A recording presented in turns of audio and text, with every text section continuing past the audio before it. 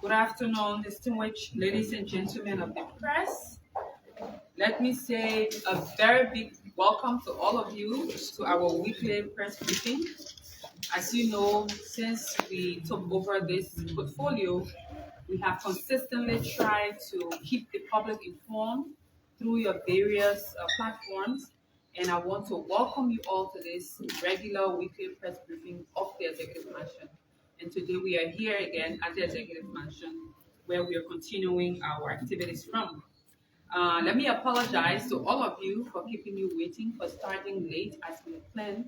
The simple reason is that today, as you may have heard, we had, or is currently still ongoing, the first cabinet meet and greet with confirmed cabinet members and advisors to the president.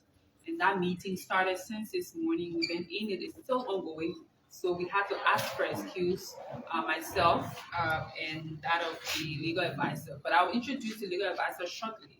So that is why we are starting at this point, and kindly bear with me. Those of you who are following online, via radio, or even on social media, would like to also say welcome to our weekly press briefing. So I earlier on talked to you about Councillor Bujuben Keita. Councillor Bujuben Keita and I will be on this press briefing today, and Councillor Keita is the legal advisor to the Office of the President here at the Executive Mansion. And he's going to be also speaking about some of the legal questions and legal issues that we may delve into later on. And I also want to give a special welcome to one of the reporters who came all the way from Bomi, Radio Bomi. This is the first time that he's coming, and especially for that radio station. One of the things we try to do is to ensure that we have our local radio stations also part of these engagements. And this is our honest effort to get our reporters from out of the county, out of Montserrat, because most of you, if not all of you, are stationed in Montserrat. So this should be able to give the people of Bomi an opportunity to also follow through. Hopefully he can produce those content for the audience. And over time, we'll also try to engage other journalists and media institutions in other parts of the country, other counties. So hopefully next week we can bring in another reporter so that they too can get a feeling of the presidency and get a news about what's happening in the country, especially the seat of the presidency. So we want to say welcome. I want to thank the people of Bomi for having you, and to also hope that you can share the information with your audience at the part of Liberia. Again, the president has as always, had a very busy week, and it's still ongoing. This week saw a lot of visitation, congratulatory messages keep pouring in from world leaders, from other countries. Notably among those messages was the message from Egypt. The president received in audience the Egyptian ambassador. He brought words of congratulations from his government and his president particularly, and also extended their country's willingness and readiness to support and work with President Joseph Iman Boakai as he worked every day for the Liberian people. The president also had visitation from the International Monetary Fund. As you remember, sometimes immediately after elections, there were meetings held in Washington, D.C., where the president had gone for a visitation, particularly at the International Monetary Fund, the IMF. So the delegation was a return visit in extension of trying to review Liberia's current status with the IMF, and seeing what are the different issues that the country needs to work on so that we are possibly ready, we are possibly available for support from the International Monetary Fund. And the delegation, members of the delegation were very happy. They're currently still in country, and they had a very fruitful meeting with the president. They're currently working with the Ministry of Finance to assess where the country stands when it comes to our own issues that relate to the country's own workings with the International Monetary Fund. There were some challenges, especially how, about 18 months back, Liberia wasn't qualified based on some action or inaction by previous administration, and this is an attempt by our administration to rekindle the relationship between our government and the International Monetary Fund to see what compliances we can follow through so that we as a country can be able to benefit from those support that the International Monetary Fund gives to countries, especially that fit our portfolio. Um, there was also visitation by the team from the Liberia Electricity Corporation. As most of us know, LEC, there has been a lot of issues surrounding access to electricity and the challenges of recent. So the president saw in audience the head of LEC, Honorable Monica Tan, and some partners came for visitation. So he's concerned about the current state of our electricity in terms of the distribution, but also the how people are able to get electricity because that's what the Liberian people care about for the most part. So there are conversations happening at the moment around other possibilities of access to electricity. So the Liberian people will get to know in due course as to those conversations around those partnership discussions that are happening, and they are good news, especially when it comes to the aspect of the electricity, access to electricity. The president also, as you know, the president did not attend this Gone African Union summit. He sent the Minister of Foreign Affairs. She attended the event and a very colorful event, and she came to brief the president on those discussions and those happenings. And I mean, he was very honored by by the representation of the foreign minister. Um, as you may know, some of you came yesterday. We had a very beautiful commissioning ceremony of ministers who have been confirmed as well as advisors to the president participated in the commissioning ceremony where the president did commission them, gave them the certificate, and it was a very colorful event. I also did mention earlier on about the first cabinet meet and greet by confirmed ministers and advisors to His Excellency, the advisors for legal affairs, the security, the economy, political, all those advisors who were confirmed. We've been having serious meetings surrounding key subjects.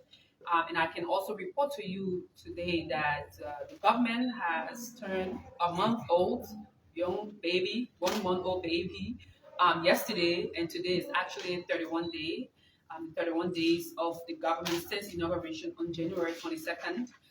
But I can also report to you, besides just informing you about how we've clocked, but since the government inception, there have been a lot of different prospects, different conversations and actions that we'll be taking. And the government is continuing to be formed. The president has consistently and every day, yesterday you saw we put out an announcement the day before. There was an announcement of the appointment of additional officials.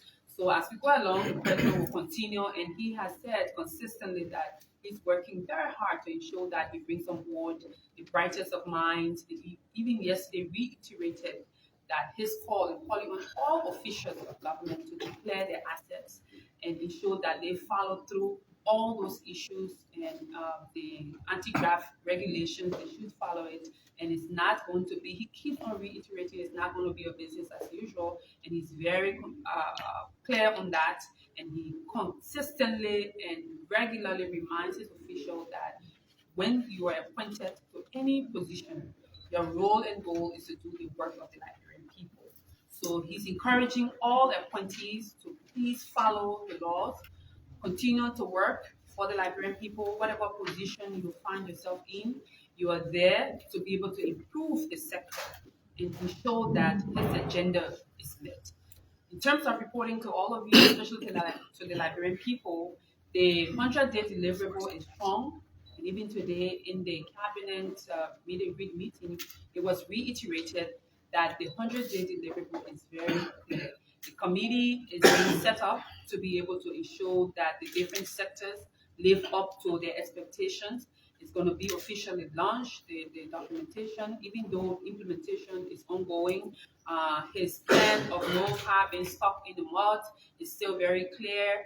As we get ready to prepare for rainy season, there are plans to ensure that there are stations in different parts of our country that will have road equipment where there are challenges on those roads that they will be worked on immediately and their conversations along with our military, the Armed Forces of Liberia. They do have the engineering battalion, and they're going to work closely with the Ministry of Public Works and all other sectors in our partners to ensure that our 100-day deliverable, particularly the aspect of road, will be worked on. So I'll stop here. Should you have questions, I will just have Councillor Keita speak with you all briefly on some decisions that have been taken by the cabinet, the pre-cabinet engagement, and he will be informing you shortly. But again, thank you all, and I really look forward to our engagement as always. Thank you. That's the Presidential Press Secretary, Madam Kula Fafana, briefing the press, and Bushman Keita, Councillor, legal advisor. Thank you. Takes the podium. My name is Bushman Keita, Councillor at Law, legal advisor to the President of Liberia. I have come to just brief you on a decision reached by the Cabinet at the first Cabinet meeting of the new government, which was held, which is still ongoing, in fact, because we didn't want to keep you people here all day, so we had to prioritize talking to you. The decision is this: with regard to those positions that were established by statutes as tenured positions in government, agencies, commissions, and specialized organizations. Tenured positions. For example, you are there for 4 years or 5 years or 6 years.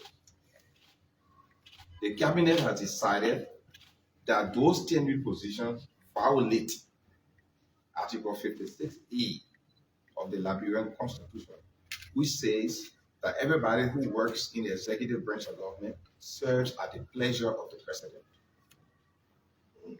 Therefore, the Cabinet has authorized the President, and it has been concluded as a government policy, that all of those cabinet tenured positions that are in government will be replaced. That the President will exercise his authority to appoint people to any position in the executive branch of government, whether the person has a tenure or not, except for those positions that are protected by the Constitution of Liberia. If the tenure was created by statute, it is the position of the government that it violates Article 56E that specifically states that all of those in the executive branch of government must serve at the pleasure of the President. Now, let me quickly add this. The Liberian Supreme Court has ruled in 2 major cases: Martin Sally Colley versus Executive Branch, and the LECC case, the constitutionality of Article 16.1 and 16.2 of the new LECC Act. In those 2 cases, the Supreme Court held that the tenure are contracts, and that those contracts must be respected in keeping with Article 25 of the Constitution. Therefore, for all of those tenure positions, they are considered contracts for a definite period, contracts for a fixed period. And in all such instances where there's an employer and employee relationship established, and there is an unexpired portion of the contract, the Supreme Court has held, and we agree that those holding tenured positions should be compensated for the unexpired term of their tenure. For example, you went there in 2022, you have 4 years. In 2024, you still have another 2 years to go. If you are terminated today, government owe you your 2 years pay. So we will treat it as if you serve out your term. But you cannot compel the President to keep you in a position if you are not serving at the pleasure of the President. That will be violation of Article 56E. And you cannot make the statute law that contradict, attempts to limit or repeal a provision of the Constitution. But, as the Supreme Court said, in keeping with Article 25, the sanctity of contracts, all those who have valid tenures who are replaced will be compensated for the unexpired portion of their tenures, in keeping with the law. There is a caveat to that. The Code of Conduct in Article 5.1 says all officials appointed by the President of the Republic of Liberia shall not A. engage in political activities, canvass or contest for elected offices, B. use government facilities, equipment, or resources in support of partisan or political activities, and C. serve on a campaign team of any political party or the campaign of any independent candidate. That's the law. The law says you cannot be a tenured official and you actively take part in politics, serve on a campaign team, dress up in campaign paraphernalia, post all your campaign photos, and do all the other activities, and then still expect your tenure to be respected or expect to be paid if your tenure is taken away. Therefore, we announce that for those individuals who have tenure today, who will have evidence violated the Code of Conduct, you will be replaced and will not compensate you.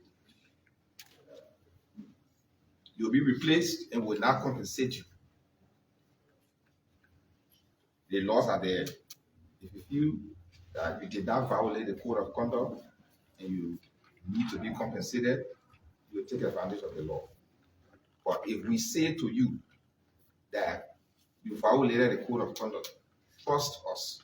We have evidence, videographic and photographic evidence to prove that you did participate actively in politics, wear campaign paraphernalia while serving as a tenured officer, actively took part in canvassing or served on a campaign team. Those people will be replaced. They will not be compensated. For all the other tenured officers who may be replaced, they will be compensated for the unexpired term of the contract. This is not to say that all tenured positions will be replaced. It is to say that the government reserves the right, in keeping with law, to replace any tenured position, except for those positions that are specifically set out in the Constitution of Liberia. So I hope that the message goes clear. We are not going to be bound in any form by tenure. If you're not serving at the pleasure of the president, and the president desires to put somebody there who will serve at his pleasure in keeping with Article 56A, will proceed to replace you. If you have violated your Code of Conduct and you actively campaign while serving as a tenured officer, will replace you and will not compensate you. If you did not violate, will replace you and will compensate you. And we do not believe that those statutes that were established that gave tenure, that they supersede the Constitution of Liberia or supersede Article 56A, except that we hold, in keeping with the Supreme Court's several rulings on the sanctity of contracts according to Article 25, that if we terminate your contract before your contract expires on its own terms, we are obligated to compensate you for the unexpired term of your contract. I hope I clarified our position. Thank you very much. That's the voice of Thank you very much. legal We'll take advisor. questions if you have on the different Sudan subjects. Keita making Where is, clarity Alex? on issues surrounding public officials occupying tenure positions. Questions? So we'll now go to the podium. Come Question. So right now. take it from here. If you just ask Questions? my questions so I can go. Finish our on the usual thing, right? Right, that's Yes. fine, that's fine. So, Yes. let me- Consider- you will take 5 questions, especially on those issues. and My then question we on the can- issues I raised. Councillor Yes, Bush, thank you. I'm then Julius Peter Conton and I will take report from questions. Fortum TV. Thank you for the explanation. I would like to ask, is there any specific amount relative to the compensation that will be given to people who did not violate the provisions of the law? It's on a case-by-case basis. Like I gave an example here with some people having 2 years on their tenure, some people have 3, and some people have 4, some people have just a few months remaining. So whatever the situation is, we'll do the calculation. So the president is setting up a 5-man committee specifically to handle on a case-by-case basis tenured officers in terms of the calculation of your unexpired term and what your compensation is supposed to be, and then what are the compensation terms. In certain agencies, those agencies that are self-funded, for example, they can source their own funding to pay off whoever needs to be paid off. In other instances, the funding may have to be sourced from the government, central revenue. So there's a 5-man committee that will be set up. I'm going to be one of the members of that 5-man committee for the purpose of doing all of these calculations, determining how many years remain on your tenure, how were you hired. You have to show that you are hired properly through the regular processes, and then you can compensate them. Questions will continue. Thank you, Councillor Keita. My name is Theo Williams, and I report for Focus on Liberia Online Television. Quite recently, Culture Ambassador Judy Eni revealed that her case with Prophet Can we Key. finish where I came from first? I beg you. I will answer the Judy any question. I want to finish off on the tenure thing. All right. I'll come back to it. Okay. My name is Boardman Johnson. I report for Banner FM. You spoke of positions created by law. You care to expand on some of those positions. And secondly, this decision by the government is not like getting at officials that did not support the Unity Party government. So that's the argument that will be made on the other side, the last part of the statement, about whether, what they call it, witch hunting, whether we're trying to witch hunt people. No, it's not witch hunting. It's of respecting the law. Article 56A, go back and read it. It says everybody in the executive branch will serve at the pleasure of the president. You cannot make a law that will cancel the Constitution. You cannot. The Constitution is the fundamental law of the land. So it's the first. That's the reason why you see me keep going back to Article 25, which is also a valid provision in the Constitution, and it says you have to respect contracts. So in respect of contracts, this being a contract for a definite period, then we are obligated to pay the unexpired term.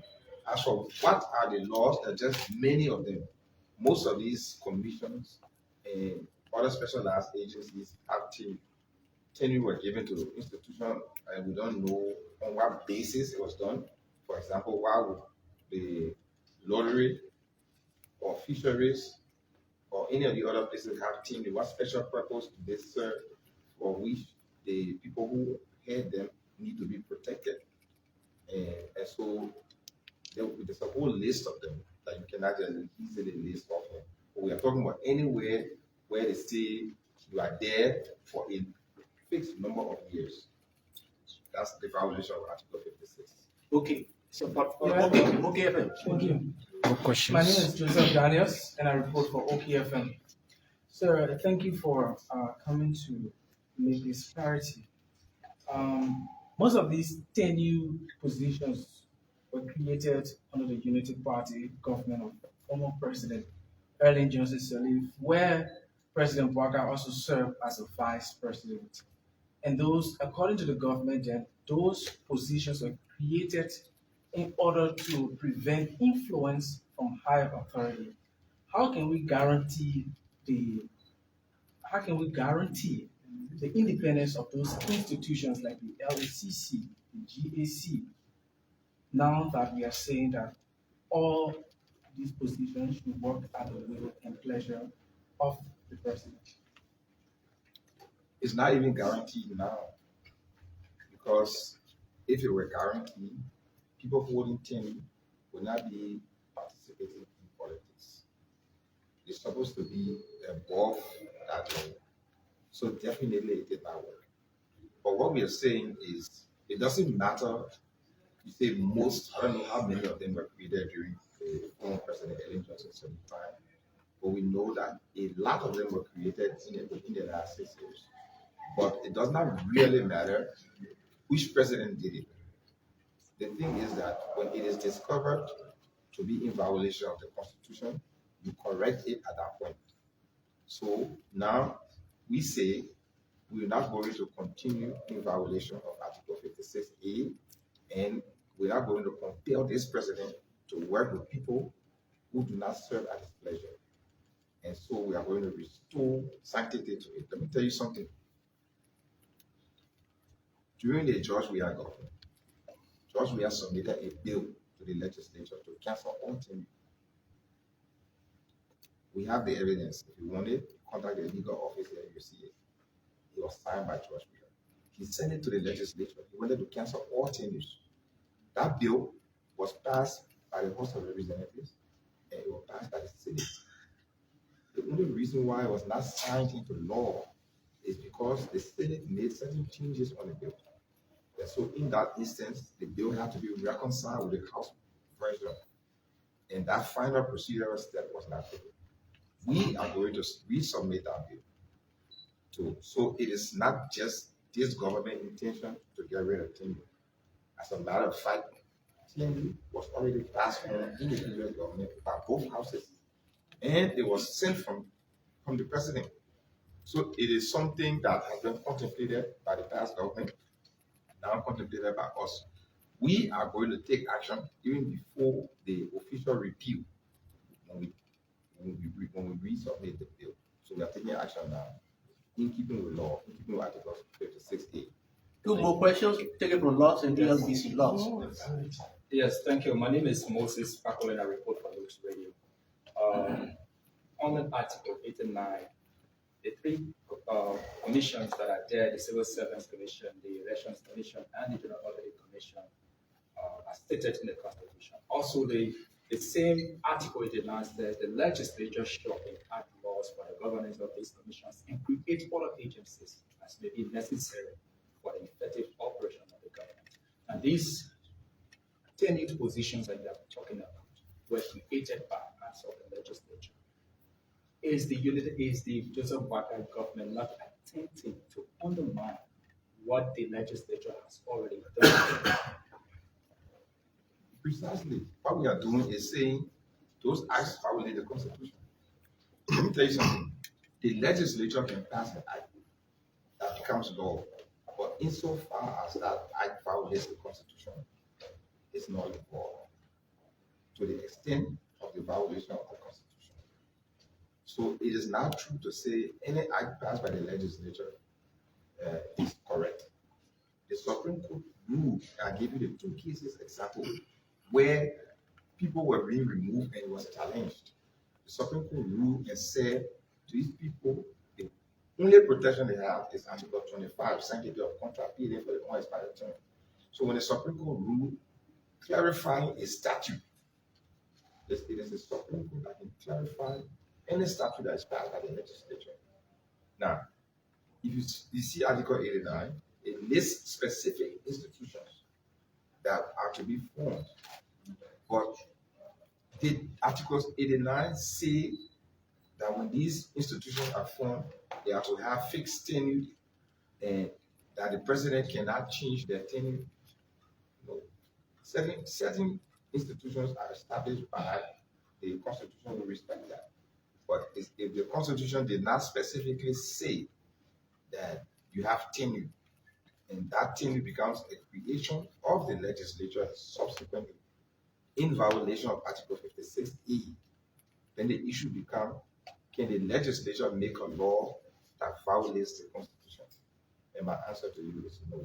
And the decision taken by the cabinet today is that the answer to that question is no.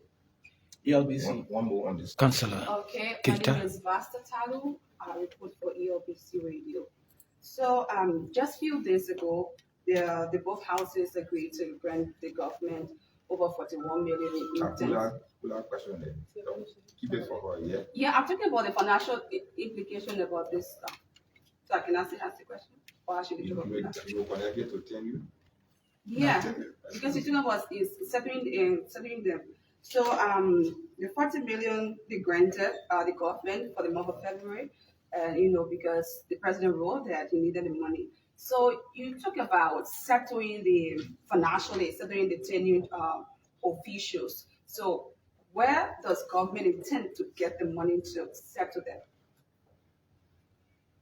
Whether government has money lying down to pay people who have been terminated, it's an issue to be determined by the committee that is telling you about on a case by case basis. As there are certain institutions have their own funding and they can pay the people off. And as there are certain other institutions do not. And so they may be referred to our general revenue account. So the source of the money is going to be, in some instances, from the institution themselves, and in other instances, from the general revenue account. The Ministry of Finance has been instructed to work with this 5-member committee I told you about to source it. We're also going to be meeting with the tenured officers to discuss terms of payment for whatever money they are entitled to under Article 25 of the Constitution. Bushman Keita, one-time So then let me Director come General, to, I'm not going LBS. to spend a lot of time on to be anything, but since I'm here, I would just like to make a clarification. Yeah, let me just end the question. I can I'm complete the a question. statement on it. If a statement doesn't cover your question, then we do the additional clarification. Okay.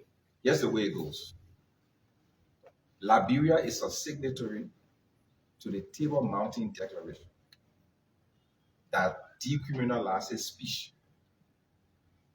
On the 21st of July 2012, President Ellen Johnson Sirleaf signed the Table Mountain Declaration in Monrovia. That was a big ceremony.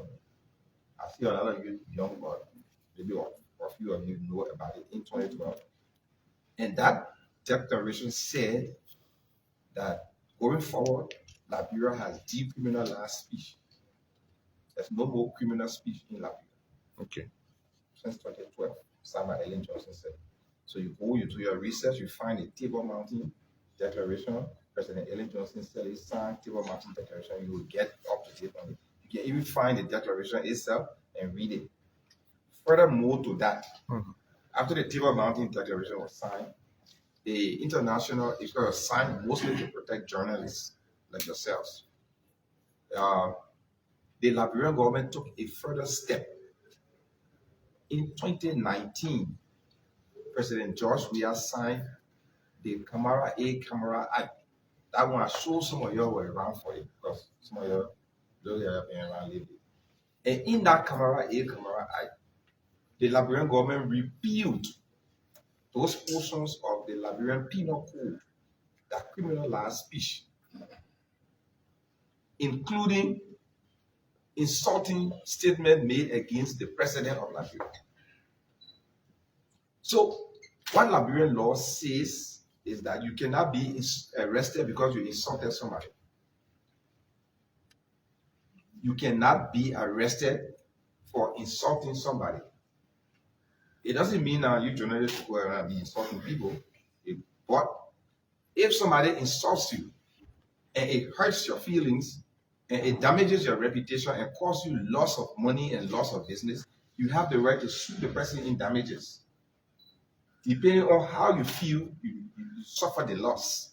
1 million, 500,000, 50,000, whatever. So the courts are open for private lawsuits between individuals for insults.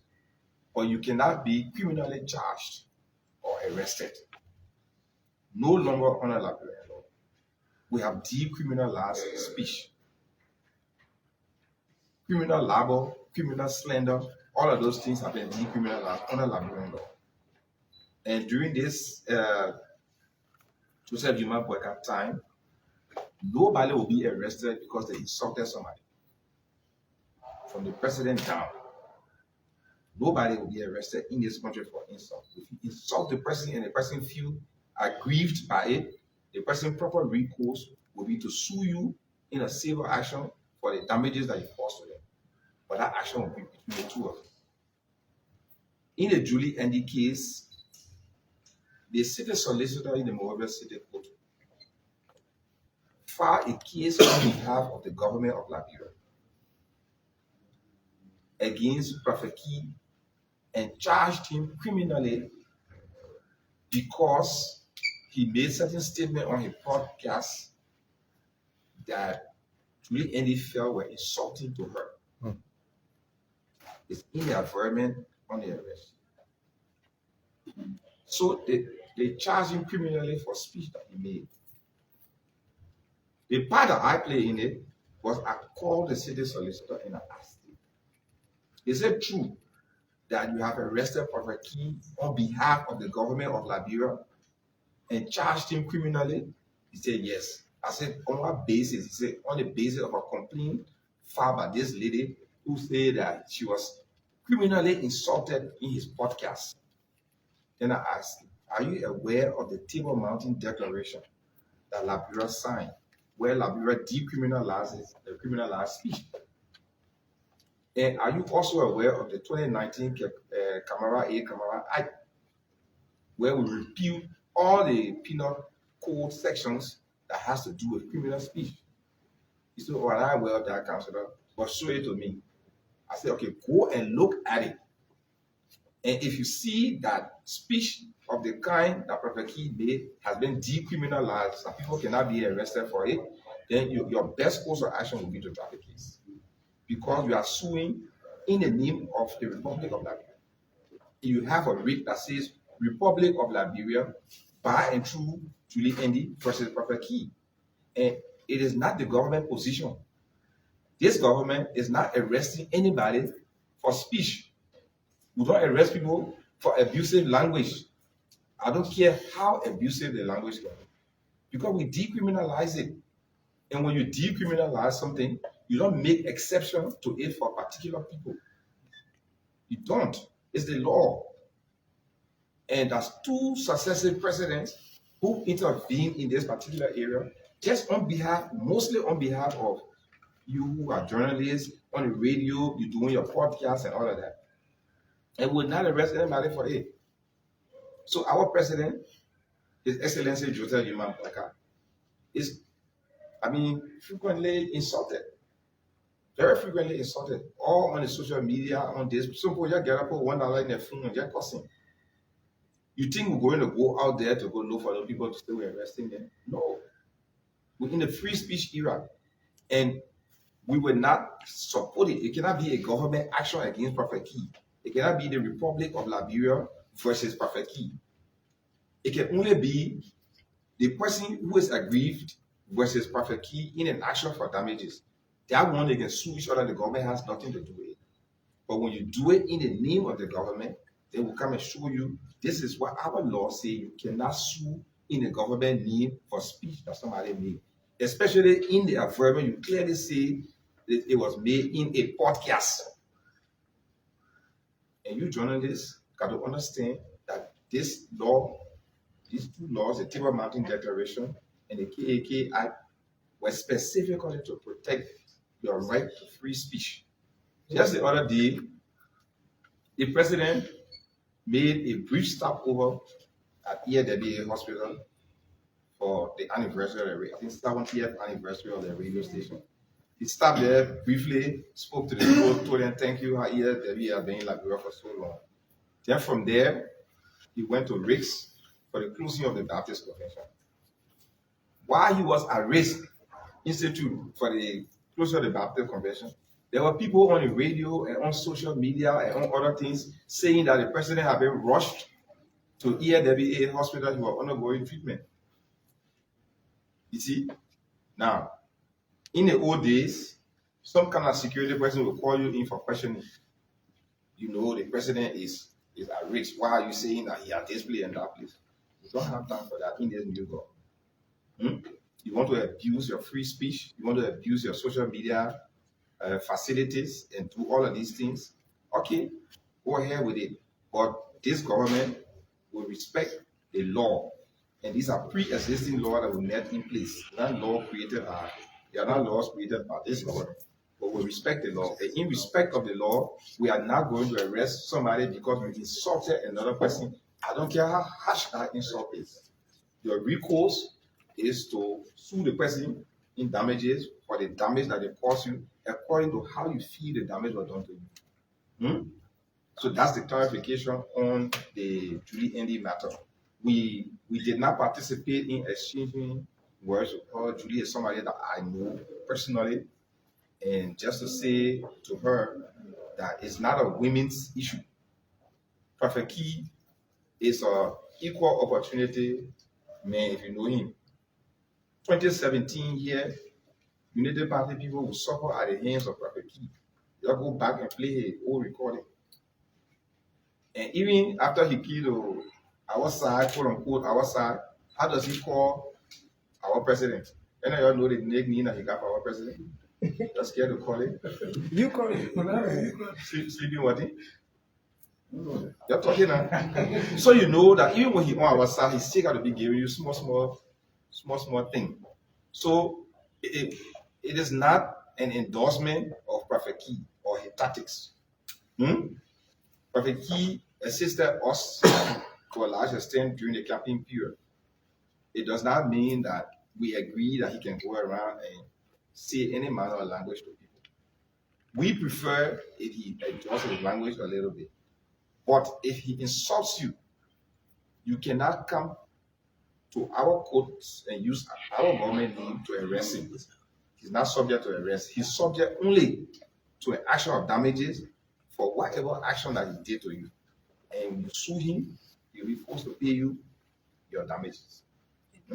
Okay. Thank you. And I've Thank you. also Thank you. Thank you. So Councillor Thank you. Bujuben Keita, the legal advisor So to we the will President's continue Council. the press After briefing. the As she ended, if you have questions, President please ask us in relation to what we talked about today, or issues Cultural Ambassador Julie in the course of Andy, and we'll start with EFP.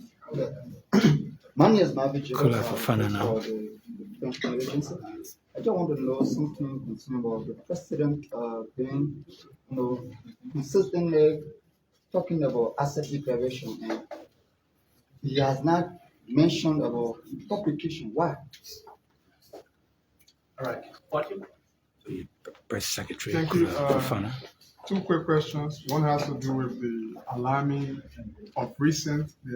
wave of fire disaster. Is the president concerned? If so, what will or is his intervention? And I also like to get the specifics. The meeting the president met with the LEC officials. What are the specific issues discussed going forward, as we already know the issue of electricity in the country? Thank you. Reports 1, 2, 3. 2, 3. Yeah, 2, 3. Thank you. Godfrey. My name is Prophet Babin for the Post 231. My president, the president recently had a meeting with HPX. Today we haven't gotten any detail of that meeting. We care to give us more detail. Thank you. ELBC Online. And, ABC Radio. Madam Press Secretary, my name is Anthony for ABC Radio. The president of recent, most of the appointments made on several occasions, the president, there will be a list with a name of a person. The time meaning that person will be changed. The most recent is with the situation with Rogers Doma and one matter of Morris. How is the president intending to address that? Secondly, there are allegations that there are people in the president's circle who believe in certain people. When the president submit the list for publication, they omit certain names and replace it with their interest. How can you address that? KMTV. No, thank you. My name is Aishin Yiba and I report for KMTV. Where I'm concerned about the president's latest action with regard to the issue of drugs tax. And since then, we've been witnessing the issue about appointed officials coming to government. And I hear anything about them doing their justice. Okay. Thank you, Madam Press Secretary. My name is Joseph Dennis. I report for OKFM. to just ask a question, I just want to maybe put up amendment to it or to add up. The president met with officials of the LEC. There have been outcries, there have been people calling for the dismissal of the LEC boss. The president was saying, in a photograph, smiling. Is it that he enjoys the confidence of the president? And secondly, I was going through the president's 100 days deliverables, of which I saw the maintenance of the bus fee, the free tuition policy, but it has extended to ninth grade, which was not done in the past administration. Do we have the capacity to incorporate all of those people? The press secretary will address these questions and take the last part. Thank you very much. And I will start with your question. We'll start with the last one. So what you saw circulating, quote unquote, the 100-day, that was not the final documentation. And I did say that last week during our press briefing, and I really appreciate that we all remember and refresh our memories to some of the things that we covered over the press conferences. Again, I just told you that the discussions around the 100-day deliverable and those specific currently being discussed by the cabinet meeting that's ongoing. The meeting with conversation that's happening with cabinet members. So at the conclusion of that, we're going to have a final 100-day deliverable plan with the specifics. So for now, whatever you saw there, whatever you read, were initial conversations. So they will be clearly stated and be specific on what those deliverables are and how we intend to continue, specifically on the WAEC fee or WAS fee or other, considerations. So on the question of LEC, the president was smiling. I mean, people take pictures, but I can tell you the president is concerned about LEC and as to his question on the specific conversation around that. So LEC team came and they shared some of the challenges that the LEC is faced with, but there was also a group called the Car Power that they came with a partner organization that they're researching and assessing the possibility of being able to contribute to what we have in terms of distribution, but to also ensure that we have electricity. So those were initial conversations around a company or an organization called Car Power that they brought in as well, and conversations are being held to review what is the capacity, what contracts they do, what programs are they into, if this is something that we're able to, because obviously LEC does have some limitations and challenges. That's why majority of the country cannot, have the electricity that we all need. On the issue of official not doing drug tests, so the president, as the part of the drug test, the reason for which he went undertook the drug test, as he said, we all know the issue of drugs and alcohol addiction by our young people. And this government is very concerned about that. The availability of drugs, you see how it's proliferating, it's everywhere. They coach our young people. So that was a symbolic move by the president to let the Liberian people know that he and his government are very serious about ensuring that this issue of drug and alcohol addiction by our young people is put under control. So it's not just by the taking of the drug test, but all those different programs. As you have seen probably during the course of this week, you saw the committee that was set up by the president as he announced it during his annual message, headed by the Ministry of Health. There has been an assessment ongoing around the different facilities, because if you see the issue of drugs, there are two key components. One is the access, or the preventive. You have the preventive measures, and then you also have the cure measures.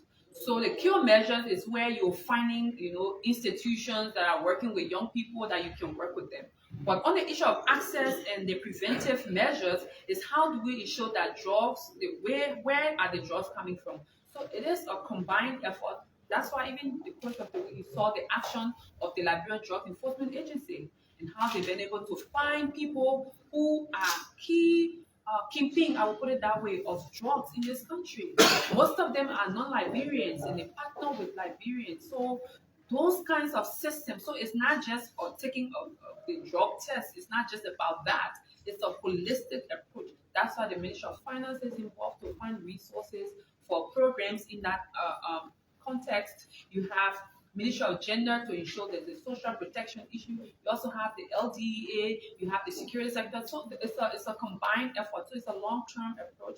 But right now, the team is looking at those issues, especially the institutions that are working with young people, and seeing what works. What are the challenges? What information are out there, and what partnership are required so that we can handle the issue of the cure aspect before going to the preventive part. The allegation of replacement on Roger Doma. I will state here again, as I've always said, we will not respond to rumor or gossips. If you go on the Executive Mansion website, the appointment that the president made, there's still the active appointment. There has not been any withdrawal whatsoever. The appointment that you see on the Executive Mansion website, they're there. So if there any form of withdrawal, you will also read that. You will also see a release from the Executive Mansion. And I will encourage journalists to source the Executive Mansion as the official source of the presidency. All of these rumors that the president is angry, the president had issue, or the president said this, the president said that, all of those things are hearsays and gossips. And I will encourage journalists not to follow those rules. You have our contact, you have our details. Any of those information, reach out to us. And again, I will state here, the president is the appointing authority. He decides who he wants to work with or who he doesn't want to work with. That the Constitution gives him the authority to do so. So at any point in time, and the other thing is, the president did not promise anyone job. The president is inviting people to his government, to his cabinet, because he believes that they believe in his ideas and they believe in the Liberian people and they're able to contribute to that. So the president can choose whomever he wants to for them to work with him. And that is in his purview. And as with the specific case that have been mentioned, the president has not taken any withdrawal action. The appointment is on Executive Mansion website. If there any issue of withdrawal whatsoever, you will be communicated. And the president has that authority. I don't know how else I can overstate this, but it's very clear. Please, journalists, let's ensure that we have credible sources of information. And I wouldn't be in the business of responding or reacting to Facebook commentaries or people stating, oh, the president said this, the president said that, the president said the other thing. So that is what I'm going to let you know. You have our contact, you have our information, and our doors are always open to answer those questions that you want us to answer. So again, the appointment that the president made, our latest appointments are on the Executive Mansion website, which is the official source of information from the Executive Mansion. I encourage you to continue following through on those. On the issue of HPX and what has happened, well, again, if you follow contracts or partnership information agreement, it's not that because you agree or you came and had a preliminary meeting, and then next thing is the next day. These things take some time. So yes, there were preliminary meetings held. There are, our both teams are in communication. The team from Liberia as well as HPX reviewing all those legalities, all those issues, because as you know, these kinds of things, it's not just the executive will make the decision. It has to go through the legislature and to see all of the different possibilities. What are those questions that we have? So it's still in the preliminary stages of that. Conversations are still being had, but not every small meeting when you say, oh, today HPS team call, our team, and they have called, then they have sent emails, that will not happen. But when those strategic and specific larger decisions are taken that the public needs to be aware of it, we'll definitely inform you all about that. On the issue of fire disaster, I think that's a very important question. And we've seen this over the course of all of our dry season. There are these disasters that happen, and the president and the government is very concerned about the situation with the situation of fire in our country. and there have been some consideration happening, anything relating to public statement or public decision around what needs to happen. Conversations have been had, but the president is very concerned, and specifically, the president also sent his condolences to the family that lost their life. We learned about 5 family members in one day, one given scenario, and he's very concerned about that. He's asked his team to give him some details so that he'll be reaching out to the immediate family. But this is concerning. We saw the situation that happened in Bond County, and this is another one in the dry season. As you all know, it's very hot in Liberia right now. So we need to, personally, outside of the government response and reaction, but personally, we all need to take precautions. We know electricity is a challenge. We know the place is hot, but let's put safety first. Those of you who can afford smoke detector and fire alarms, it's important to have that in your homes. Those of you who use generator, make sure it's well in a vented area where it's not somewhere in a closed place. Just take the personal precautionary measures. If you're using candles, try to make sure when it's in the night, instead of using candles, use the Chinese lights. Let's take our, personal, because before government and other disaster management and other people come in, the situation or the casualty have already happened. So let's all as Liberians, this is just a message from me personally to the rest of our community to say let's take precaution. If you can afford fire alarm, smoke detector, please do that. If you can afford Chinese light, do that. Take the necessary precaution. If you're indoors, try to have a well, vented area. Electricity, because those of us who have electricity, trying to leave phones on charge, leaving lights on, leaving things plugged, all those kinds of things. Let's make sure we take those preliminary precautions so that before we get to a point, it's not too late for our families. In terms of access publication, I've said this to you all that this is something that the president is committed to do, and it's going to happen. It's going to happen, and he also have encouraged his ministers to declare the assets and as well publish them. So he's very concerned about his voices, whatever he gave the words, he's going to take on that. We'll take the last batch of questions. And in case you're following, Okay. Executive Mansion Thank you. platform online. Recently, the president set up an investigative team about the incident, the AFL incident that happened. So, how far is the investigation? My press secretary, my name is Omar Fatima Fatifa Radio, specifically concerned about the Prime Minister's visit to the EU, why particular message was brought back to the president. I think it must be important for the Liberian people to be in the news. My name is Boardman Johnson, report for Banaitan. Just to add to my quick question relative to the president nominations.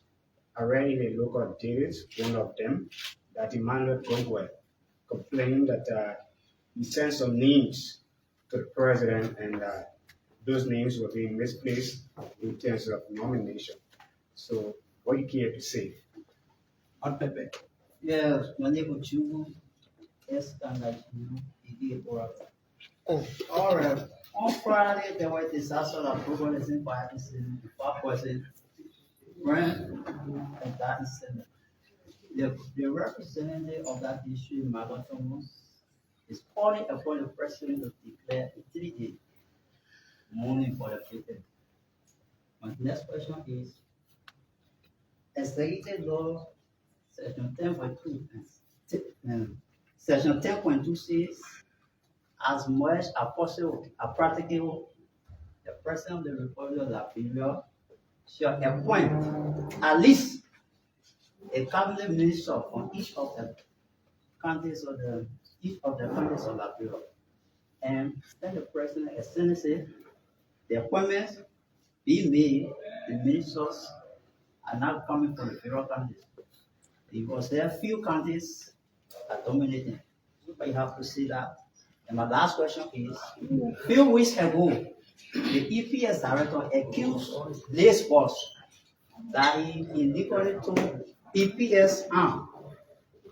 I would like to know what was the procedure. Did he get the arm? And what is the Wait for non-members or EPS to get on, so all program start for it. You want on? ABC. Yes, Second okay, so motion online. that is live. just a follow-up to the Coming question to I you asked earlier.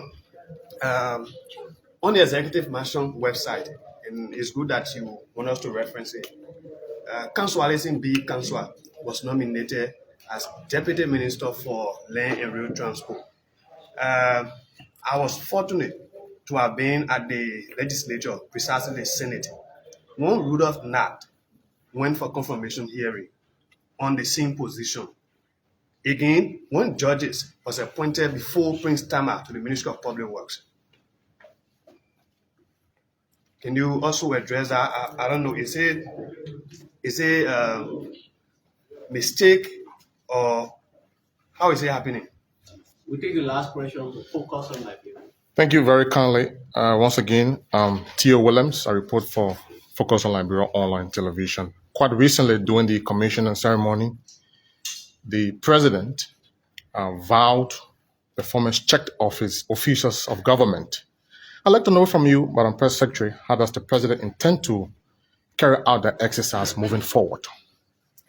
And Madam Fufana will All right, address thank you all. Do we have any issues. more? We'll take the last one. If none, then we'll answer these questions as it asked.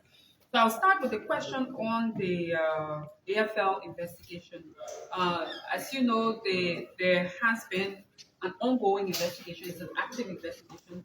And I can tell you there have been some preliminary updates and reports to the president, but that has not been declared for the public as yet.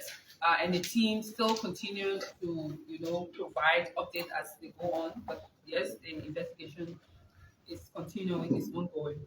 On the issue of the foreign minister's visits, where were those? One of the key things that the minister said was that, the visitors or the leaders that attended the visit at Addis Ababa, they all congratulated His Excellency President Buhari on his elections.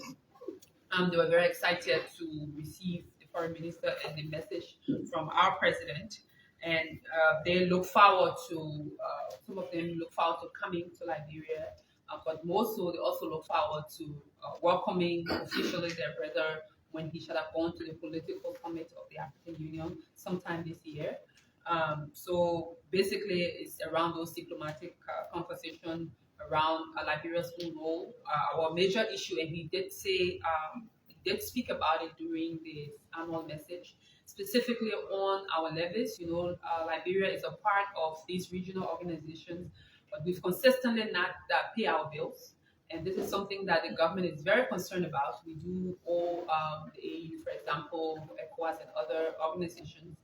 And the team at the Ministry of Finance and our office here reviewing where we stand and how we intend to live up to those obligations. And this is something that the president has consistently said, even with his meeting with his colleagues here, for example, they do talk about that. On the issue of Emmanuel Gonkwe and the misplacement of his list, again, I did say that asking the president is the appointing authority. He appoints who he wills. He decides who goes to what entity and what service to provide. So if someone recommends to say, oh, I want this person to come here, it does not mean you want to get the job. And he can also look at that. He respects everyone, particularly the EFF role in the elections, and what support they brought to the table. And like everyone else, the president saw it as a mission, a collective mission to uphold and reawaken the spirit of our country and rescue this country.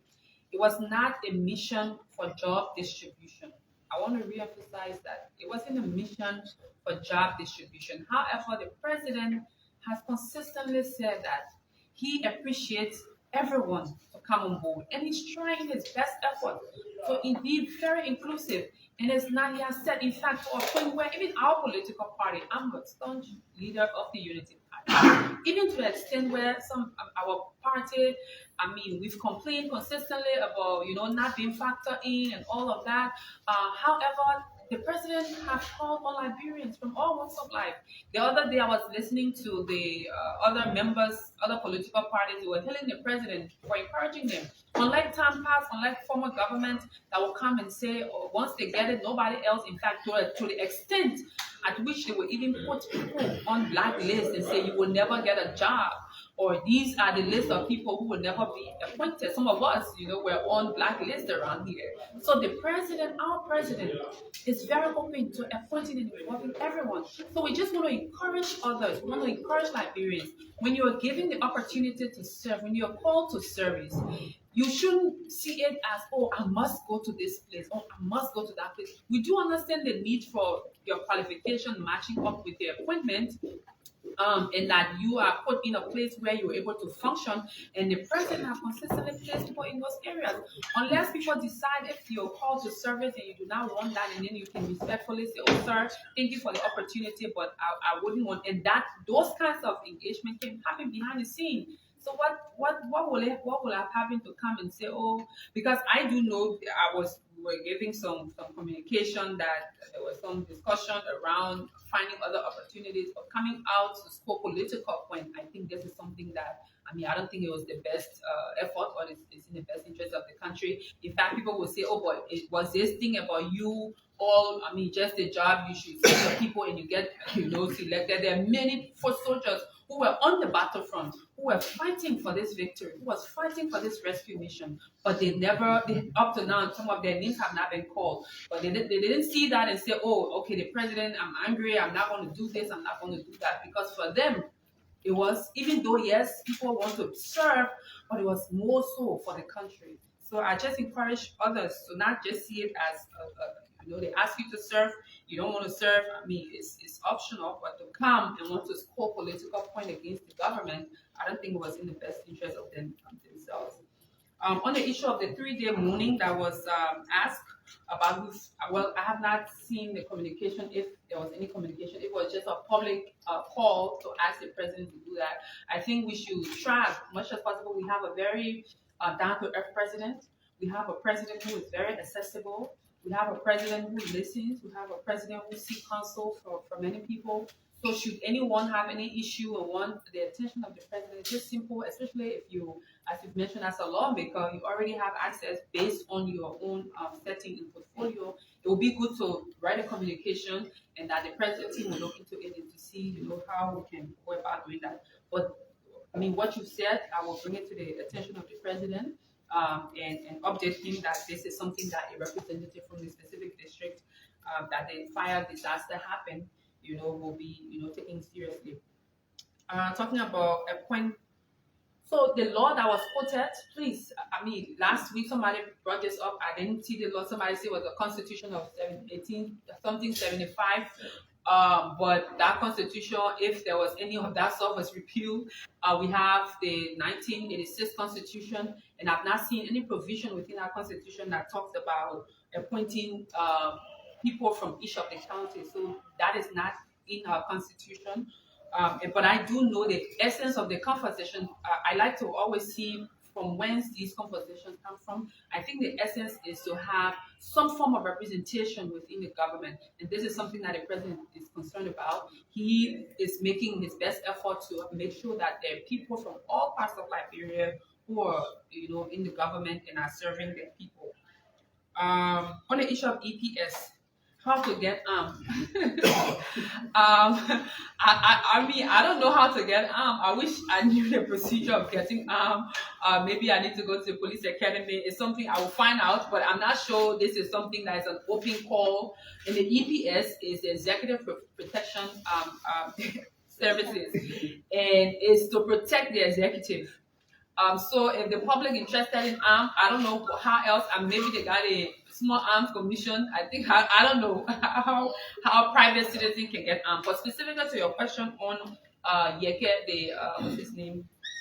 Pepsi, Yeke case about the arm. Yes, there were the paper that was sent, the call or the announcement that was sent in the public.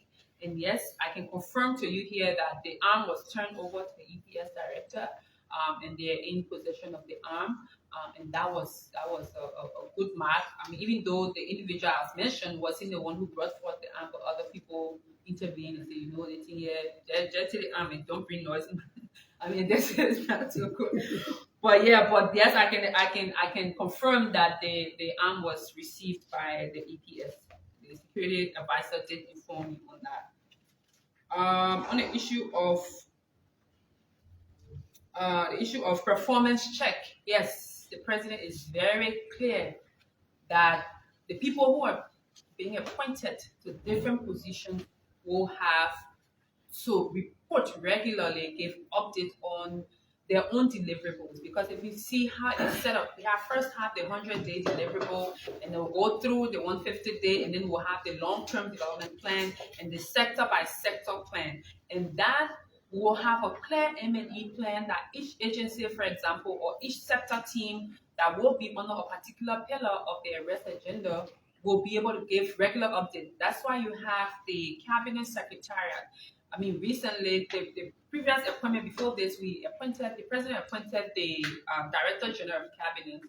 That role is part of his role will be to coordinate, working with the Ministry of Finance, which is the line agency responsible for government development plan, to institute measures how we will check performance. So part of it's not just about what you deliver for your sector, but your own personal, performance, how you perform it in your agency, and how you intend to, go about doing that. So yes, they're very clear about that. On the issue of the appointment, again, as I said, the president has the authority to appoint who he wills.